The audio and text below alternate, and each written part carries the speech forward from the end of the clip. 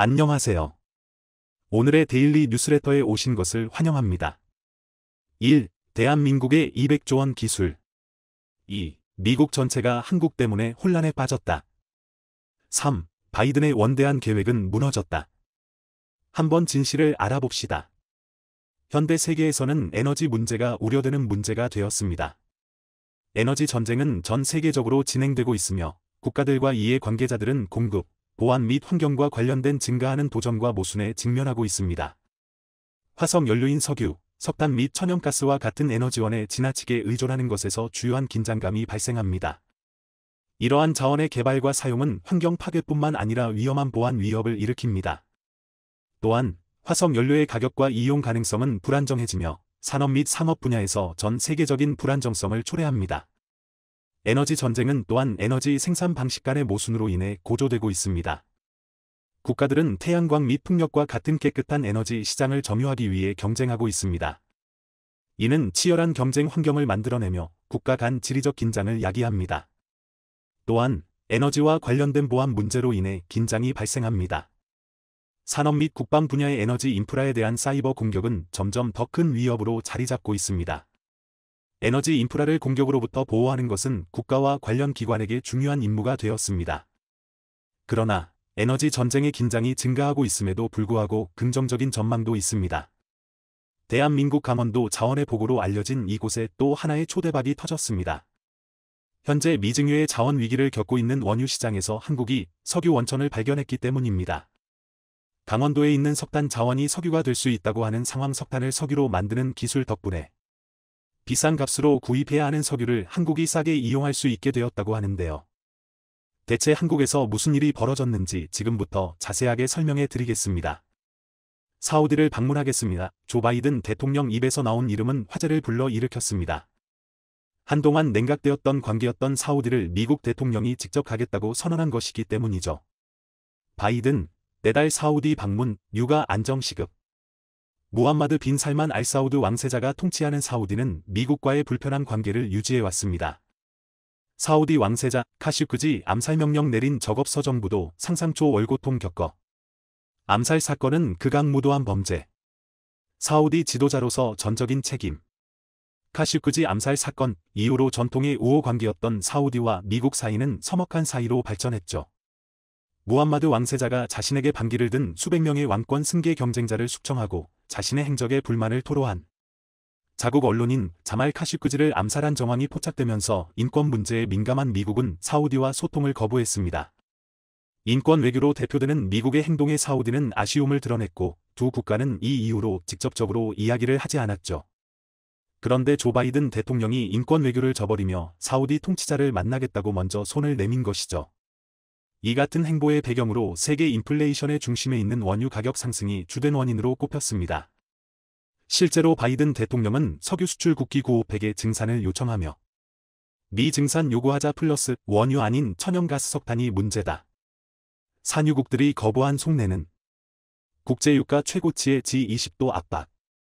러시아가 생산하는 만큼 중동에서 추가 증산을 했으면 좋겠다고 요청했지만 거부당하는 일이 있었죠. 오히려 사우디를 비롯한 중동 국가들은 러시아와의 협조를 유지하며 외톨이 만든다. 던 사우디 방문. 고유가의 인권 외교, 자존심국인 바이든. 회돌이로 만든다더니 고유가의 고개 숙여 카슈크지 살해 등 인권 침해 면죄부 효과. 미국 위주의 국제 정책에 휘둘리지 않는 모습을 보였습니다. 다급해진 것은 미국이었죠. 미국도 석유 가격 파동에 영향을 받으며 가솔린 가격이 천정부지로 솟았죠. 미 41년 만에 최악 인플레 소비자 심리지수도 사상 최저. 1년 새 2배 오른 미 휘발유값. 소비의 나라 미국 지갑 닫는다. 미국 국민들은 조 바이든 대통령에게 엄청난 비난을 쏟아냈습니다. 다른 서방 국가와 아시아 주요 국가들 역시 비슷한 문제에 직면했고 석유 가격으로 고통을 겪어야 했습니다. 이로 인해 미국 내에서는 조 바이든 대통령은 정치력을 의심받았죠. 국제 관계에 있어서 제대로 일을 하지 못한다는 인상을 주며 조 바이든 대신 트럼프가 다시 대통령으로 올라야 한다는 주장이 등장할 정도였습니다. 다급하게 정권을 유지해야 하는 조 바이든 입장에서는 무슨 수를 써서라도 육아 문제를 해결해야 하는 입장이 되었죠. 미 재무부, 육아 급등의 러 수익 증가, 러시아 원유 상한 논의 중. 그렇기에 인권 위반을 저지른 사우디에 직접 날아가서 증산 요청을 해야 할 정도로 다급하게 태도를 바꾼 것입니다. 주민 육아 급등에 표변한 미 중동 정책 힘이 엇갈린 사우디 이란. 미 대통령조차 쩔쩔맥 정도로 육아는 민감한 문제인데요. 더 안 좋은 소식은 지금보다 육아가 더 오를 수 있다는 점입니다. 국제에너지기구 내년 세계 석유 수요 사상 최대 전망. 미국 에너지정보청 EIA는 단기 에너지 전망을 통해 올해 세계 석유 소비량이 1억 배럴을 넘을 것으로 전망했습니다. 미 에너지정보청 단기 에너지 전망 통해 전망치 내내 국세계 경제성장 따른 휘발유경유 수요 증가 원인 분석. 2022년 석유 소비는 9,690만 배럴로 1억 배럴을 넘지 않았지만 석유 수요가 폭증한 가운데 1억 배럴은 가뿐히 뛰어넘을 것으로 전문가들은 예측하고 있죠. 한국은 석유 가격에 가장 영향을 많이 받는 국가로 대부분의 에너지원을 외부에서 수입하는 국가이기 때문에 커지는 우크라 리스크 원유 수입 5위 한국, 문제는 에너지. 자칫 잘못하면 석유값 때문에 경제가 휘청거릴 수 있는 위험에 놓여 있죠. 그런데 한국 정부가 비장의 카드를 준비한 덕분에 석유 가격 상승의 위기를 무사히 넘길 수 있게 되었습니다. 우연과 필연이 겹쳐서 만들어낸 기적이라고 할 수 있는데요. 그 비장의 카드는 바로 강원도였습니다.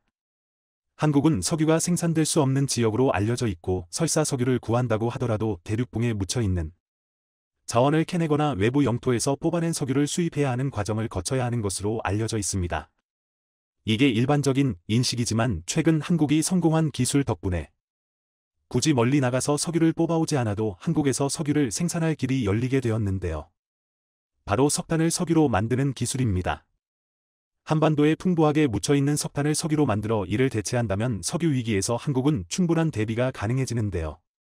석탄에서 인공석유 뽑아낸다. 원유 배럴당 $100 돌파된 경쟁력 충분 에너지연구원 SK에너지 등 기술 개발 박치. 석탄에서 석유를 추출하는 기술인 석탄액화 기술 CTL은 원래 친환경 에너지원 사업에 밀려 제대로 개발이 이루어지지 않았습니다. 원자력이나 태양광 에너지와 같은 별도의 에너지 사업 기술이 더욱 각광받았기에 상대적으로 관심을 받지 못했는데요. 그러나 최근 석유 자원의 가치가 다시 중요해지고 안정적으로 에너지 공급이 가능하다는 점에서 탄소 기반 에너지원이 새롭게 주목을 받게 되자 석탄액화 기술 역시 조명을 받게 된 것이죠. 전문가 기고국 내에서 개발된 석탄액화 기술 수출의 의미. 특히 중요한 점은 강원도 지역에 풍부하게 석탄이 묻혀 있기에 이 기술만 있다면 반영구적으로 석탄을 석유로 변한 한국은 에너지 걱정 없이 지낼 수 있다는 점인데요. 미국 에너지부 DOE 역시 CTL 기술의 가치를 높게 평가했습니다. 2030년에 이르러 1일 240만 배럴을 생산할 수 있는 기술로 평기. 향후 탄소 에너지원 시장에서 중요한 역할을 할 것으로 전망했죠. 강원도에 묻혀있는 석탄 대부분은 무연탄으로 총 석탄 매장량은 15억 톤이라 알려져 있습니다. 현재 6억 톤이 개발 가능한 것으로 알려져 있고 삼척에 묻혀있는 매장량은 5억 6,558만 톤에 이릅니다. 우리나라 전체 석탄 매장량의 75.4%를 강원도가 보유하고 있죠. 과거 산업 일꾼들이 석탄을 캐던 곳인 강원도는 최근 환경 문제와 수익성 문제로 인해 폐광을 거듭하며 석탄 캐는데 소홀한 상태였습니다.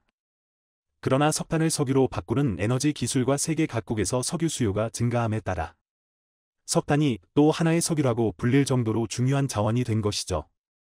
한국에너지기술연구원은 석탄에서 석유로 바꾸는 기술에 있어 순도를 높이는 연구에 들어갔고 그 결과 석탄에서 석유로 변환 시 97.5%에 가깝게 석유로 변환하는 데 성공했습니다. 이 수준이라면 굳이 석유 자원을 탐색하는데 에너지를 쏟을 필요가 없는 셈이죠. 미 광업연구소 역시 한국의 석탄 석유 변환 기술에 대해 주목하며 고순도의 변환으로 보게 된 한국의 액화 석유는 충격적이라 증언. 적유갑 금갑시대 산요국 꿈 이뤄줄 희망의 신형금술.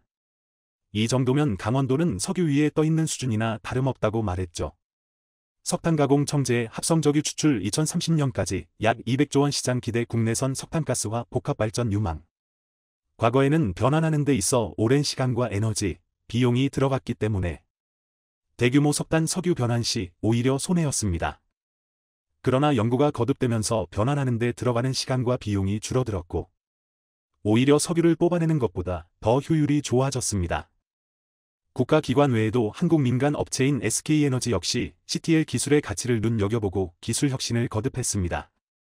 그린콜 개발팀을 중심으로 연구를 진행했고 안정적인 변환에 성공했으나 시대가 바뀌면서 SK이노베이션, 값싼 석탄서 청정가스 추출, 그린 곳. 이 프로젝트는 중단 상태에 들어갔었습니다. 그러나 이 프로젝트의 비용이 투입되고 인력이 들어간다면 강원도를 중심으로 석탄을 석유로 바꾸는 일은 어렵지 않은 상황. 엄청난 양의 석유가 사실 발 밑 아래에 잠들어 있는 것이나 다름없는 셈이죠. 석유 문제의 골머리를 앓고 있는 다른 국가들은 한국에서 석탄을 석유로 바꿀 수 있다는 소식에 경악. 러시아로 인해 빨라진 에너지 대전환 시대, 한국은 이를 수입할 수 있는 방안이 없는지 머리를 쌌댔다고 하는데요. 석탄 액화 기술로 만든 석유는 석유값보다 더 값이 싸기에 인도네시아를 비롯한 동남아시아 주요 국가들은 물론이고 아프리카와 동유럽 등지에서는 한국산 석유에 대해 깊은 관심을 보였죠. 이런 흐름에 내심 불만을 품은 국가가 있었습니다. 바로 중국이었죠. 중국 역시 석탄 액화 기술을 몰래 개발하고 있었고 중국 내 묻혀있던 석탄을 이용해 석유로 변환하는 연구를 진행했기 때문입니다. 이미 자원 문제에 있어 매번 어려움을 겪는 중국도 석탄과 석유 수입은 물론이고 에너지 위기를 극복할 목적으로 석탄 액화 기술에 눈독을 들이고 있었습니다. 중국, 세계 최고 CTL 기술 보유 석탄에서 효율적으로 합성 석유 만드는 촉매 개발. 1970년대부터 중앙정부의 지원을 받아 기술 개발에 들어갔다고 하는데요. 연간 2,000톤 규모의 간접 석탄 액화 기술 실험을 진행하면서 순도를 높이는 데 주력했다고 합니다. 소위 말하는 국가 863 프로젝트라는 이름으로 여러 차례 실험이 진행. 고공행진이던 육아를 잡을 수 있는 대안으로 각광받으며 중국에서 실제 석유를 대체할 것으로 주목을 받았죠. 하지만 여전히 중국은 고순도의 에너지원인 석유 자원이 계속해서 필요한 상황이었습니다. 이런 가운데 실험이 제대로 진행되지 않았다는 것이 문제였습니다. 원하는 순도가 나오지 않았던 것입니다. 중국 실험에선 석탄에서 석유로 변경 시 순도 수준이 최대 70%에 지나지 않아 설사 석유로 바꾼다고 해도 더 많은 양의 석탄 액화 석유가 필요한 것이 밝혀졌죠. 비교해봤을 때 석유를 직접 수입하는 게 더 싼 수준이었습니다.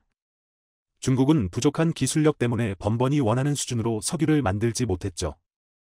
그런 와중에 한국이 높은 순도의 기술 개발을 완수하고 강원도 석탄을 이용해 현재 석유 위기를 극복한다는 소식을 듣고 이를 꽉 깨물 수밖에 없었습니다. 오랜 기간 개발을 했어도 스포트라이트는 한국이 가져가 버렸기 때문이죠. 뒤늦게라도 한국 기술을 따라잡기 위해 대규모 석탄 액화 석유 공장을 건설. 위린시에 연간 100만 톤 규모의 CTL 생산이 가능한 공장을 건설하고 내이멍구 지역에도 CTL을 다루는 공장이 들어선다고 하면서 중국 등 다시 거액을 투자해 한국 수준을 쫓아간다고 선언을 했습니다. 과연 중국은 한국을 뒤쫓아 고순도의 액화 석유를 만들 수 있을까요? 바이든 미국 대통령이 한국 기업들로부터 수백조 원의 투자금을 받아낸 뒤 뒤통수를 친 데 이어 이제는 미국을 대표하는 월스트리트에서 은행 중 하나가 한국계를 차별하는 충격적인 일이 일어났습니다. 자, 그런데 상대를 잘못 골랐습니다. 세계에서 가장 똑똑하고 끈질긴 한국인을 절대 포기하지 않았고 자신을 한국계라는 이유로 차별한 미국 월가의 은행을 송두리째 초토화시켜버렸는데요. 월가에서 일하는 한국계 여성 임원이 여성과 아시안이라는 이유로 차별을 받았다며 월가의 투자 회사인 베어링스 베링즈 LLC를 상대로 소송을 냈습니다. 회사의 임원들이 투자 파트너인 한국인을 눈의 가시누선수로 묘사하는 등 아시안을 상대로 인종차별적인 언행도 일삼았다는 주장입니다.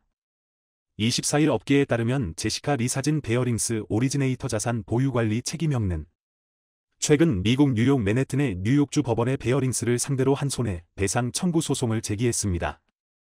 소송 규모는 밝혀지지 않았습니다. 소장에서 원고 측은 성별과 국가 출신에 따른 차별이 만연한 사내 분위기로 인해 리 씨가 심각하게 부당한 대우를 받았다. 고 소송 배경을 설명했습니다. 리 씨는 칼라일 그룹에서 상무를 거쳐 2017년에 베어링스에 입사했습니다.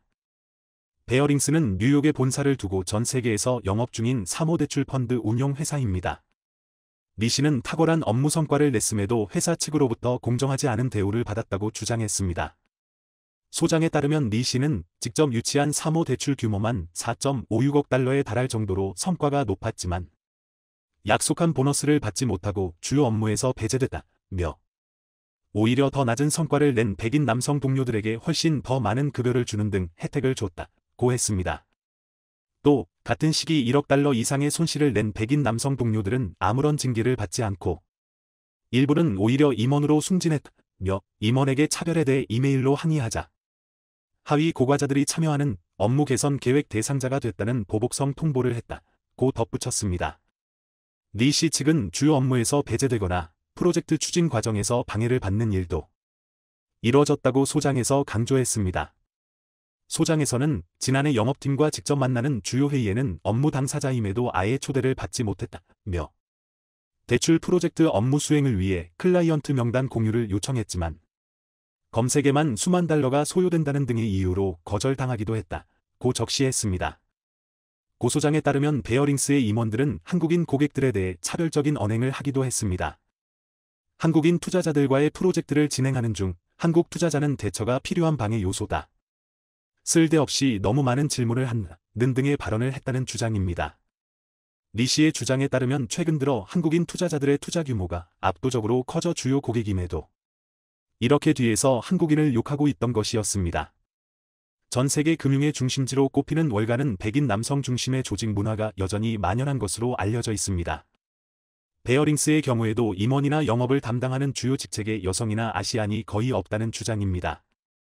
리 씨는 베어링스에 여전히 재직 중입니다. 리 씨의 법률 대리인인 존 싱어 씨는 탁월한 성과를 냈음에도 불구하고 여성 아시아인이라는 이유로 임금과 기회의 차별을 받고 승진의 기회에서도 배제되는 일이 일어나고 있다고 주장했습니다. 미국을 대표하는 월스트리트에서 이러한 일이 이슈가 되면서 사건은 걷잡을 수 없이 커져버렸습니다. 월스트리트의 한 은행에서 한국계 여성을 차별하는 일이 일어났지만 그동안 월가에 고착됐던 백인 남성 우월주의가 강한 질타를 받기 시작한 것인데요. 월가의 한인들이 함께 들고 일어나면서 사건이 너무나도 커져버렸습니다. 월가의 비영리 한인 네트워크 KFS 코리아 파이낸스 서사이어티에 따르면 2010년 이후 주요 투자은행으로 진출한 한국계가 수천 명에 달합니다.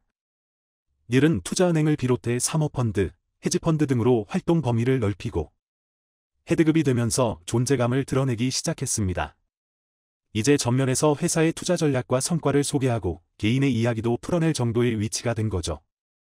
이처럼 한국계가 뭉친 것은 두각을 나타낸 선배들이 후배들을 끌어주기 시작한 덕분입니다. 현재 KFS 공동의장은 마이크 주주이찬, 샌더 허가 맡고 있습니다. 두 사람은 1995년 골드만삭스 본사에 입사한 100명 중 2명뿐인 한국인이었습니다. 마이크 주는 2019년부터 거대 금융그룹인 보아 투자은행 부문 최고 운영 책임자 COO를 맡고 있습니다. MIT를 졸업하고 골드만삭스, 크레디트 스위스 등에서 근무한 뒤 메릴린치연 보아로 이직하며 투자은행 업무에서 탁월한 성과를 내 최고 경영자 레벨에 올랐습니다. KFS의 또 다른 리더 김선홍 씨는 앵커리지 캐피털 그룹 이사로 컬럼비아대 출신인 마크 김은 메릴린치에서 투자은행 업무 경력을 쌓은 뒤 세계적인 사모펀드 TPG에서 근무했습니다. 이들의 영향력은 상상을 초월합니다. 이번 사건에 KFS가 그룹 차원에서 나서게 되면 베어링스는 한순간에 월스트리트에서 매장될 정도죠. 게임 미국 정치계에서도 두 팔 벗고 나서 한국인의 편에 서는 분위기입니다. 미국 정치계에서도 한국계의 영향력은 최근 너무나 막강해졌기 때문인데요. 한국계 영김 미국 연방 하원의원 공화 캘리포니아의 3.1현지 시간 미국 하원에서 한미 외교 현안을 다루는 외교위원회 산하 인도태평양 소위원회 위원장에 선출됐습니다. 한미 관계를 비롯해 중국과 일본, 대만과의 민감한 외교 쟁점 등을 다루는 주요 의회 직책인 인도태평양 소위위원장을 한국계 의원이 맡은 것은 이번이 처음입니다. 영김 의원실에 따르면 지난 117대 의회에서는 아시아태평양 외교 문제를 아시아태평양 중앙아시아 비확산 소위에서 다퉜으나 이번 118대 의회에서는 그 명칭이 인도태평양 소위로 변경됐습니다. 뉴욕시 차원에서도 한국을 대신해 강력한 조치를 취할 것으로 보입니다. 놀랍게도 얼마 전 미국 뉴욕에서는 한국계 교포가 시의원에 당선돼 화제가 됐었죠. 뉴욕 시의원에 한인이 당선된 건 사상 처음이라고 하는데요. 세계 경제문화 중심지인 뉴욕의 정책 결정에 한인이 영향력을 행사하게 되면서 뉴욕 한인계가 미 주류 사회로 도약하는 발판이 됐다는 평가입니다. 최근 전 세계 첨단 산업 분위기가 심상치 않게 돌아가고 있습니다. 미국 주도하에 중국의 첨단 산업이 장비도 못 구할 정도로 경쟁력을 잃어가자 이제는 자신들의 시장 점유율을 높이기 위해서 한국의 반도체를 의도적으로 겨냥하는 분위기입니다. 특히 미국의 애플을 중심으로 이해관계가 얽혀있는 대만과 일본이 똘똘 뭉치면서 한국의 반도체를 소외시키는 듯한 그림이 그려지고 있습니다. 대만 TSMC에게 미국의 애플은 VIP 고객입니다. TSMC 매출 4분의 1가량이 애플에서 발생하며 다른 업체들과는 다르게 최신의 미세 공정을 요구하 단가가 가장 높은 제품으로 주문하고 있습니다. 일본의 소니 역시 마찬가지입니다. 애플 아이폰에 탑재되는 이미지 센서를 생산하는 소니는 이미지 센서에 필요한 반도체를 직접 생산하는 게 아니라 TSMC에게 주문하여 생산한 뒤 애플에 납품하고 있어 애플, TSMC 그리고 소니는 특수한 관계로 얽혀있는 상황입니다. 반도체 산업을 육성하려던 중국은 서방의 제재로 계획이 들어지자 더 늦기 전에 대만을 무력 통일하여 대만의 반도체 기반 시설을 홍콩처럼 흡수하려는 계획입니다. 중국이 노골적으로 이런 속내를 드러내자 애플은 자신들의 캐시카우인 스마트폰 공급망이 순식간에 무너지는 것을 우려해 중국과 대만에서 공장을 철수하는 것을 요청하고 있는데요.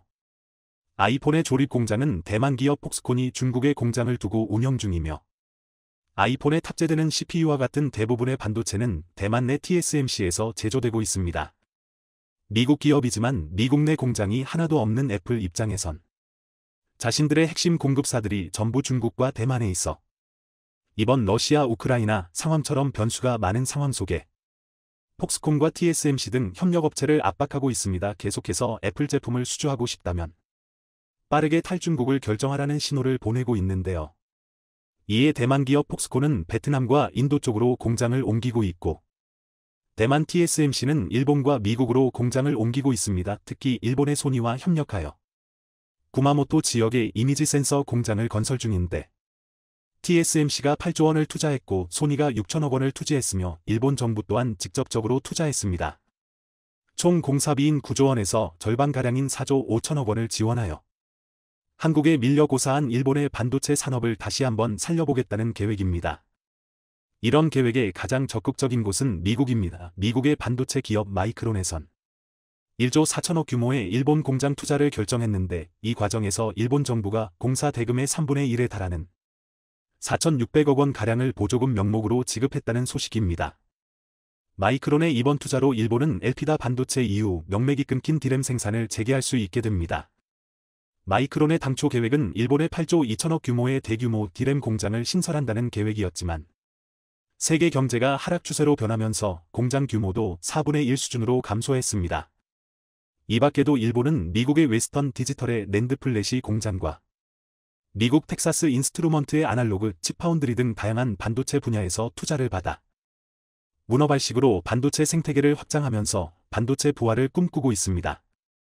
막대한 보조금을 통한 해외 투자로 자체적인 반도체 역량을 강화하고 글로벌 공급난이 오더라도 자국 기업에 안정적으로 반도체를 공급하려는 계획이지만 일본의 이런 계획은 완전히 물거품이 될 상황에 놓였습니다. 최근 세계 경기가 안 좋아지면서 자금력이 부족한 글로벌 기업들 역시 큰 타격을 받고 있습니다. 특히 일본에 수조 원을 들여 디램 공장을 건설 중인 미국 기업 마이크론은 상황을 완전히 잘못 판단한 것으로 보이는데요. 디램은 한국의 삼성전자와 SK하이닉스 단둘이서 전 세계 점유율을 70% 이상 독과점하고 있는 시장이기 때문입니다. 현재 글로벌 디램 시장은 삼성과 SK하이닉스 그리고 미국의 마이크론 세 곳이 나누고 있는데 최근 한국 업체들과의 경쟁에서 밀려 점유율 10%대를 눈앞에 둔 마이크론이 상황을 반전시키기 위해 일본을 전진기지로 선택한 것입니다. 하지만 시장은 마이크론 편이 아니었습니다. 전 세계 경기 침체 현상이 짙어지면서 반도체 수요도 빠른 속도로 떨어지고 있고 이에 따라 디램 가격도 올해 초 대비 40% 이상 하락하는 등 본격적인 하락세에 돌입하는 모습입니다. 여기에 가장 먼저 타격을 받은 곳은 미국의 마이크론으로 이번 1분기에만 단기 순손실 2,500억 원을 기록했습니다. 정확히 7년 만에 발생한 초대형 규모의 적자인데 이어서 이번 2분기와 3분기 매출 역시 지난해보다 절반 가까이 감소한다는 전망으로 언제 끝날지 모르는 대규모 적자가 또다시 반복될 것이라는 소식입니다. 이 위기감을 느낀 마이크론은 전체 직원 중 10% 이상을 감원하는 고강도 구조조정을 진행하고 있으며 이번 구조조정 비용으로 3천만 달러, 대략 400억 원가량이 투입된다고 알려졌습니다. 디램에만 의존하던 마이크론이 창사 이래 최대 위기를 맞이했다는 전망이 나오고 있습니다. 여기에 한국 기업들도 위기가 아니냐는 우려의 목소리가 나오지만 아이러니하게도 한국의 반도체는 이런 사이클을 지나면서 성장해왔습니다. IT 매체 디지타임즈에 따르면 최근 삼성전자는 3D 낸드의 가격을 10%가량 올렸다는 소식을 전했습니다. 반도체 하락세에도 이렇게 배짱 있는 가격 상승을 결정한 이유는 다름 아닌 올해 10월부터 본격화된 미국의 대중국 첨단 반도체 수출 통제 조치로 중국 최대의 메모리 반도체 기업인 YMTC, 양쯔 메모리 테크놀러지가 아무것도 할 수 없게 되었기 때문입니다. 2016년 설립된 YMTC는 중국 당국의 지원으로 급격한 성장을 이뤄냈습니다. 2020년엔 삼성과 SK하이닉스만의 독보적인 기술이었던 128단 낸드 플랫이 개발에 성공하며 성장에 성장을 거듭하고 있던 상황이었지만 미국 정부의 제재 조치로 삼성전자가 반사이익을 얻고 있습니다.